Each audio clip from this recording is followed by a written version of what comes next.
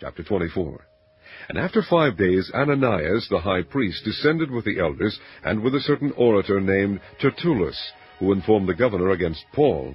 And when he was called forth, Tertullus began to accuse him, saying, Seeing that by thee we enjoy great quietness, and that very worthy deeds are done unto this nation by thy providence, we accept it always, and in all places, most noble Felix, with all thankfulness. Notwithstanding that I be not further tedious unto thee, I pray thee that thou wouldest hear us of thy clemency a few words. For we have found this man a pestilent fellow, and a mover of sedition among all the Jews throughout the world, and a ringleader of the sect of the Nazarenes, who also hath gone about to profane the temple, whom we took and would have judged according to our law.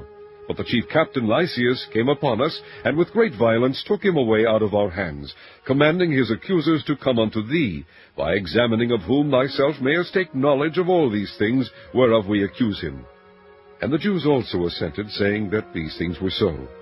Then Paul, after that the governor had beckoned unto him to speak, answered, Forasmuch as I know that thou hast been of many years a judge unto this nation, I do the more cheerfully answer for myself, because that thou mayest understand that there are yet but 12 days since I went up to Jerusalem for to worship. And they neither found me in the temple disputing with any man, neither raising up the people, neither in the synagogues nor in the city, neither can they prove the things whereof they now accuse me. But this I confess unto thee, that after the way which they call heresy, so worship I the God of my fathers, believing all things which are written in the law and in the prophets, and have hope toward God, which they themselves also allow, that there shall be a resurrection of the dead, both of the just and unjust. And herein do I exercise myself, to have always a conscience void of offense toward God and toward men. Now after many years I came to bring alms to my nation and offerings, whereupon certain Jews from Asia found me purified in the temple, neither with multitude nor with tumult, who ought to have been here before thee, and object, if they had aught against me.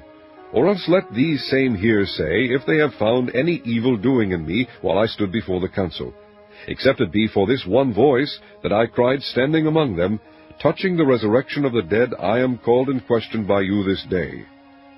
And when Felix heard these things, having more perfect knowledge of that way, he deferred them, and said, When Lysias the chief captain shall come down, I will know the uttermost of your matter.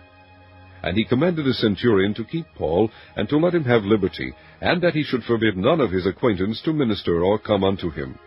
And after certain days, when Felix came with his wife Drusilla, which was a Jewess, he sent for Paul, and heard him concerning the faith in Christ. And as he reasoned of righteousness, temperance, and judgment to come, Felix trembled, and answered, Go thy way for this time. When I have a convenient season, I will call for thee. He hoped also that money should have been given him of Paul, that he might loose him, wherefore he sent for him the oftener, and communed with him. But after 2 years, Porcius Festus came into Felix's room, and Felix, willing to shew the Jews a pleasure, left Paul bound.